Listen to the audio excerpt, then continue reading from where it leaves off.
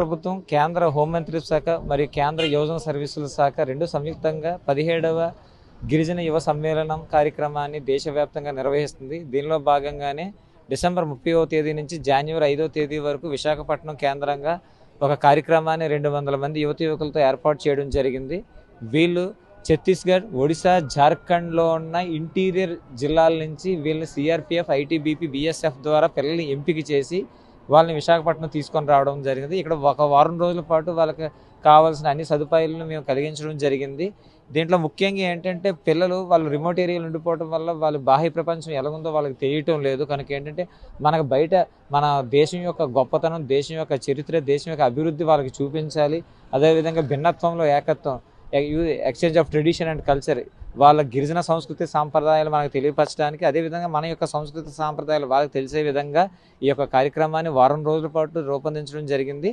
దీంట్లో వాళ్ళకి personality development classes కావచ్చు, లేదంటే ప్రభుత్వం ఎటువంటి సదుపాయాలు వాళ్ళకి కల్పిస్తుంది, వాళ్ళు ఆ సదుపాయాలు ఏ రకంగా ఉపయోగించుకోవచ్చు అనే అన్నీ కూడా వాళ్ళకి తెలియపరచడం జరుగుతుంది. అదేవిధంగా విశాఖపట్నంలో ఉన్న పారిశ్రామిక మరియు పర్యాటక ప్రాంతాలను మనం వాళ్ళకి చూపించడం జరుగుతుందండి.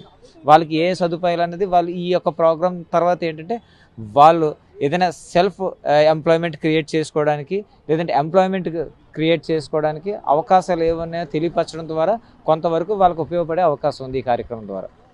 ఒక 2-3 విజిట్ చేసాక వాళ్ళు ఎలాంటి ఎక్స్ప్రెషన్ ఉందండి? అంటే ఇప్పుడు వచ్చిన పిల్లల్లోనే చాలామంది మొదటిసారి ట్రైన్ ఎక్కే వాళ్ళు కూడా ఉన్నారండి. అలాంటి ప్రాంతాల నుంచి రావడం జరిగింది. ఇదే మొదటిసారి ట్రైన్. ఇప్పుడు మనం ఇక్కడ ఏదైతే చూపించామో, ఉదయం సింహాచలం వెళ్ళాము, తర్వాత ఎన్ఎస్టీఎల్ విశాఖపట్నం కూడా వెళ్ళడం జరిగింది, సిఆర్పిఎఫ్ కూడా వెళ్ళడం జరిగింది. చూసిన తర్వాత అంటే ఒక అనుభూతి పొందుతున్నారు. అంటే ఎప్పుడు మేము ఇదే మొదటిసారి చూసిన తర్వాత అంటే మాకు ఇంత మంచి అవకాశం దొరికిందని చెప్పేసి వాళ్ళు చాలా సంతోషం వ్యక్తం చేయడం జరుగుతుంది. सर यहाँ के बहुत अच्छा लगा कि हमारे सुकमा ज़िला में ऐसा नहीं है, जो कि हमारे सुकमा ज़िला में ऐसा देखने को भी हर जगह चीज़ एक से एक भी नहीं है, और एक से एक जहाँ मंदिर गए थे ना सर, वहाँ जाके भी बहुत अच्छा लगा। और मैं सुकमा जिला छत्तीसगढ़ से हूँ, तो हम लोग सबसे पहले मंदिर गए थे। उसके बाद मुझे सबसे बेस्ट ये लगा दक्षिण विकास संस्था, जिसमें बहुत कुछ सिखाया गया है। చరిత్ర సృష్టించినోడు ఇప్పుడు ఆ చరిత్రని తిరగరాయబోతున్నాడు.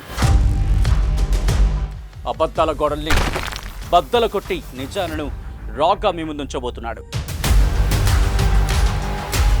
నిజమైన వార్తల కోసం వెంటనే డౌన్లోడ్ చేసుకోండి రా యాప్ని.